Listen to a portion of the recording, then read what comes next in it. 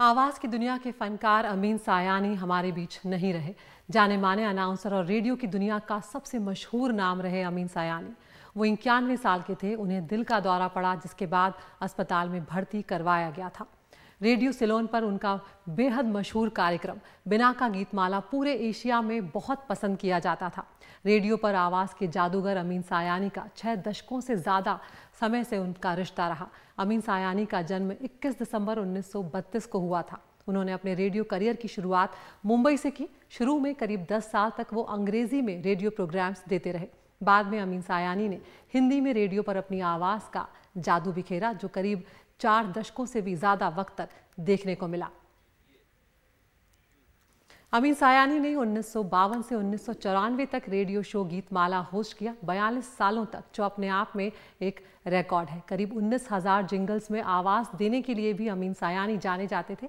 इसके लिए उनका नाम लिम्का बुक्स ऑफ रिकॉर्ड्स में भी दर्ज है। अमीन सायानी ने अपने करियर को लेकर एनडीटीवी के साथ 2016 में एक खास कार्यक्रम वॉक द टॉक में ढेर सारी बातें बताई थी। उन्होंने शुरुआती संघर्ष से लेकर अपनी कामयाबी के किस्से भी बयान किए थे। उसके कुछ अंश आपको सुनवाते हैं। Ameen Saab, I hope I pronounce your name right now. Just lengthen the sa slightly. Sayani. Sayani. That's right. Sayani. So why don't you welcome our viewers also with your famous call sign?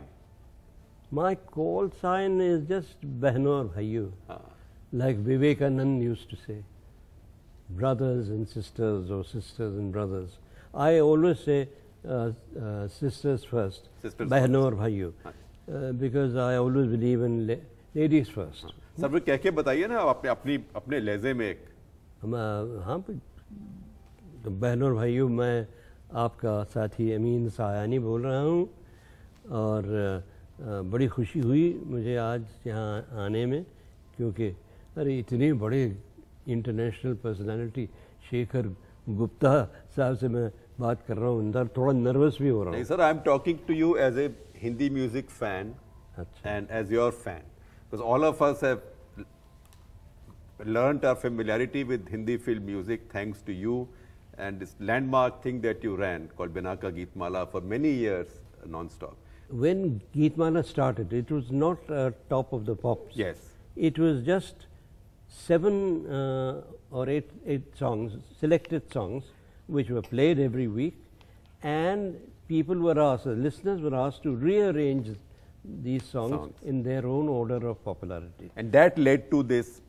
That led to this. Yes. And there was a sort of a little prize, jackpot every week of 100 rupees, which if your, the list was also made on the basis of the popularity list that the people used to write in. And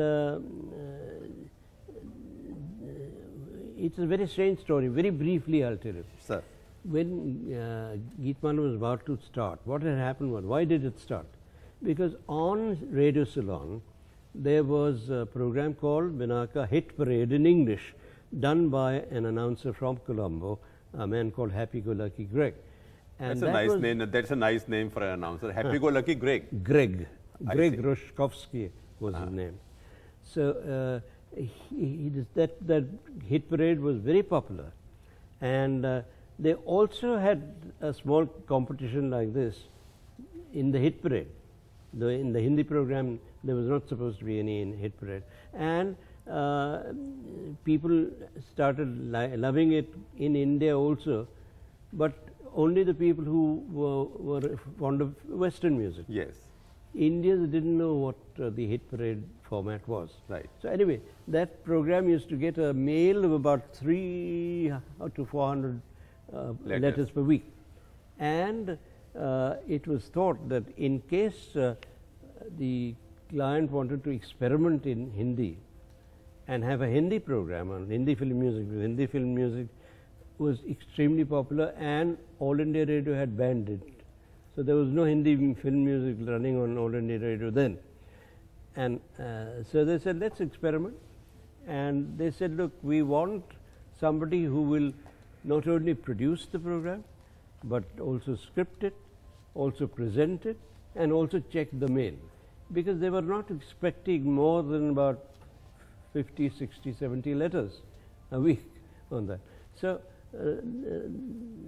and they were going, the client was going to pay 25 rupees a week for a person who did all this. Which year was this, sir?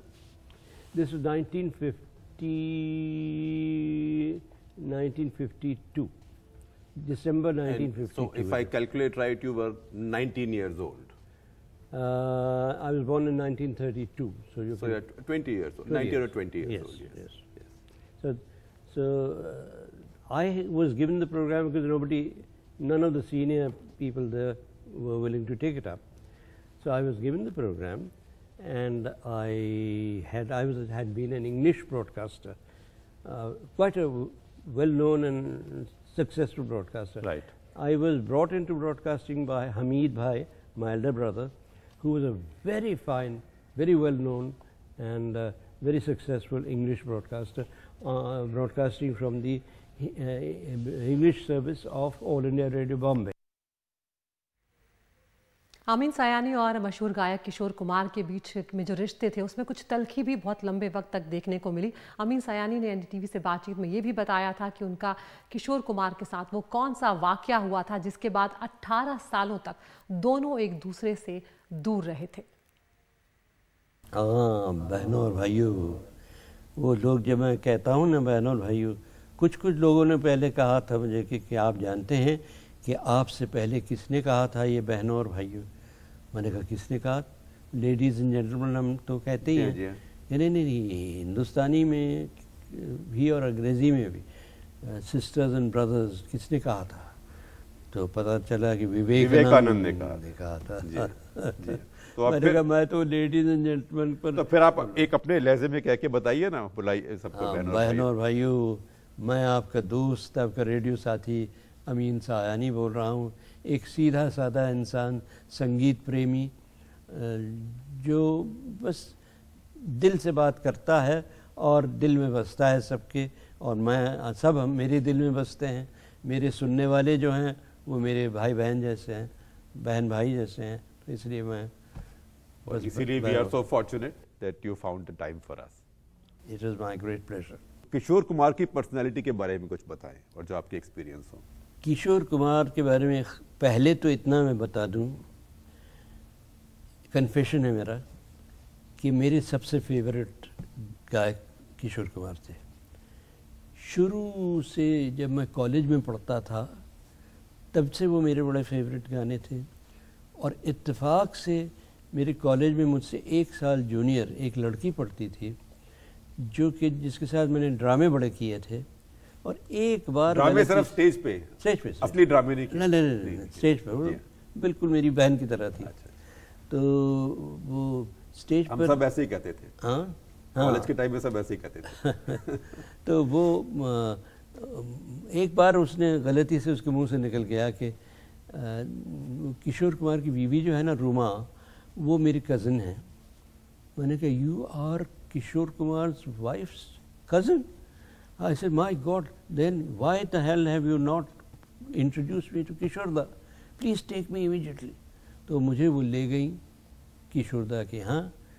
पहली मुलाकात में मैं क्या देखता हूँ कि किशोर कुमार के गोद में एक बच्चा है, वो अमित, और यूँ उसको हिलाते हुए मुस्कुराते हुए चले आ रहे हैं।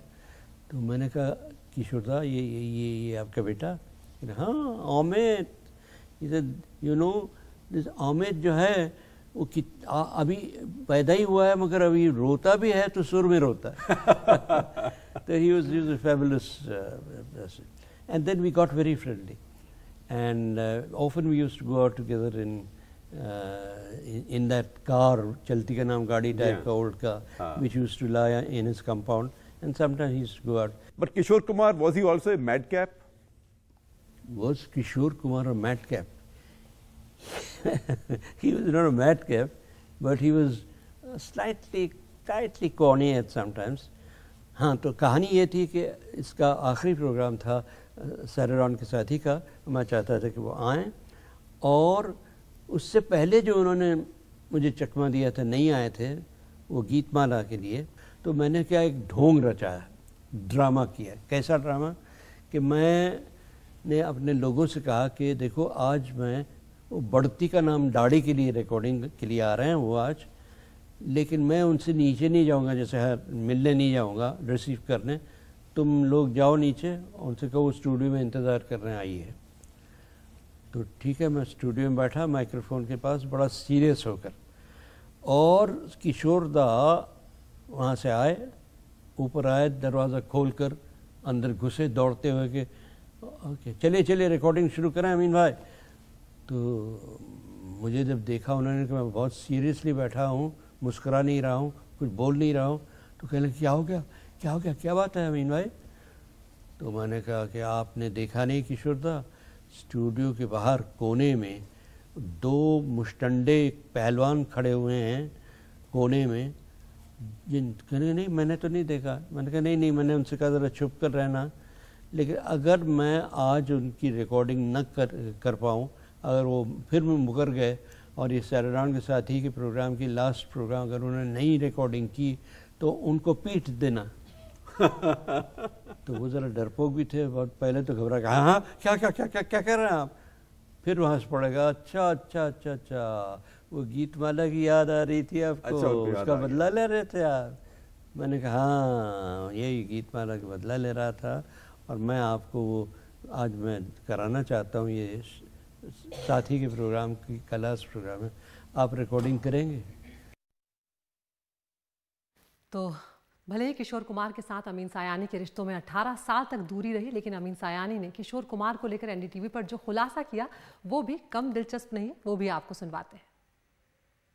प्रोग्राम एक ज़माना था कि हर साल के आखिर में जब एनुअल प्रोग्राम होता था तो उसमें हम कुछ सितारों को या गायकों को या म्यूज़िक डायरेक्टरों को बुलाया करते थे या लिरिक राइटरों को। उस साल बारी थी गायकों की, तो साहब हमने इंटरव्यू किया लता मंगेशकर को, मोहम्मद रफ़ी साहब को, मुकेश भाई को, आशा जी को, और तलत महमूद, हेमंत कुमार, ये सब आए, सब बोल गए। गीता जी आई थी, गीता दत्त। उस साल टॉप पर गाना था, चोटी पर, किशोर दा का।